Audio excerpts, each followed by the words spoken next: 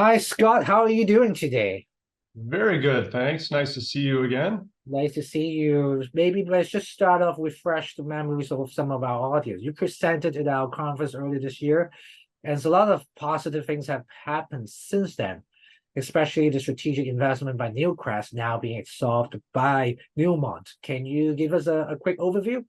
Well, I'll just give you the overview of what Metallic is. Metallic Minerals is a growth stage precious and base metal exploration company with three key assets in North America that we're really trying to address the need for electric metals in the green energy transition.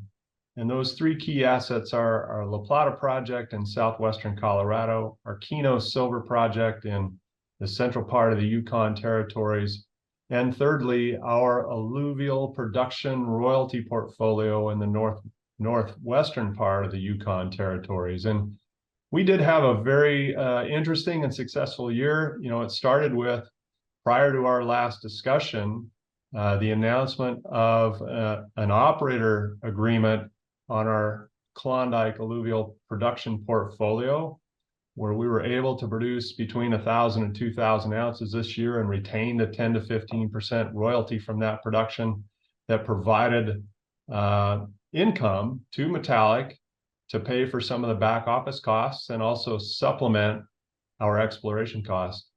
Secondly, in February, we announced really high-grade results from our La Plata project and the drilling that we had done in 2022.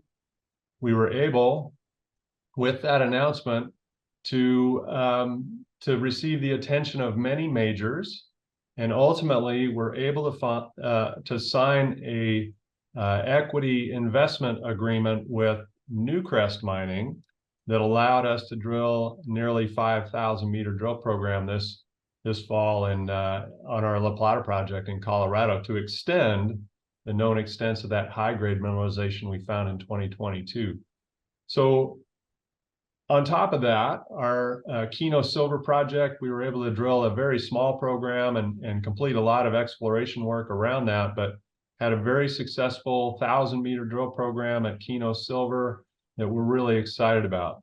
So in summary, announced new plans or new agreements for our alluvial royalty production, completed an investment agreement with Newcrest Mining, which is now Newmont, and then executed two drill programs at our two key projects while we started production on our alluvial royalty production portfolio. Great. Let's talk about two of your key projects that you mentioned. First, the Keno silver project in Yukon, because you mentioned you completed the drilling program this year. I think you plan to do a resource estimate. And so what's the timing of that drilling results coming in? What's your planning there? Well, we completed the program, the 1,000-meter drill program, just less than a month ago. And we expect to have the results back any day now, and we'll be very shortly after that putting those results out to the market.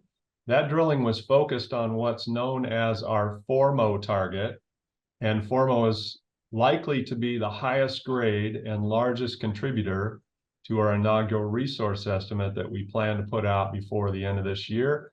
It might slip into early 2023 or early 2024, but we're very intent on getting that resource out because we think it is one great step for us to provide value back to our shareholders and prove that the exploration work that we've been doing since 2016 on the project is paying off.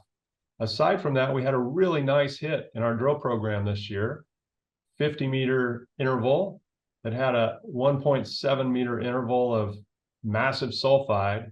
And we wanted to make sure that that result was included in this inaugural result, in this inaugural resource estimate.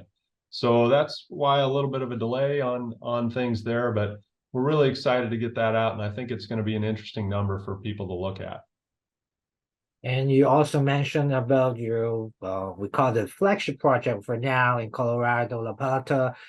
You have already had over 1 billion pounds of copper already there, but you did some expansion drilling. The results were announced in September. Can you give us some highlights about this drilling results, and how was that strategic investment by Newcrest, which is now Newmont, how is it going to affect positively on your project, on your company on this?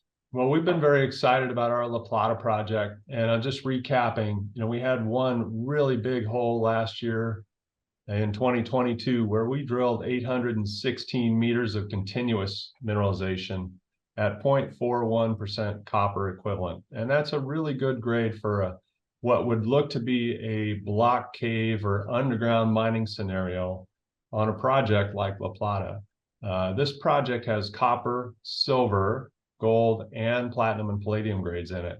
And so the bottom of that hole, specifically, a hole that we call 2204, had 30 meters over 1.5% that had over a gram platinum and a gram palladium, a gram silver, and multiple grams of, a gram gold and multiple grams of silver. So a really nice hit. And it spurred the investment attention by Newcrest, which is now Newmont. And that investment brought $6.3 million into the company. It came with warrants. So there's an expectation that Newmont will exercise those warrants this winter to help fund next year's drill program on the project, bringing another $6.5 million into the company to execute that program. But in 2023, we drilled 4,500 meters, a little more than that, really testing extensions of the high grade that we drilled in hole 2204 last year. So we're excited about those results. We expect to have those results are starting to come in. We just finished the drill program last week. So probably a month to 6 weeks before all the results are back in and we can relate that information to our shareholders. Really a lot of excitement there. And just talk about overall market. This year has been quite tough for the junior mining side overall, but your company actually, the share price held up quite strongly. So can you explain the reasons why?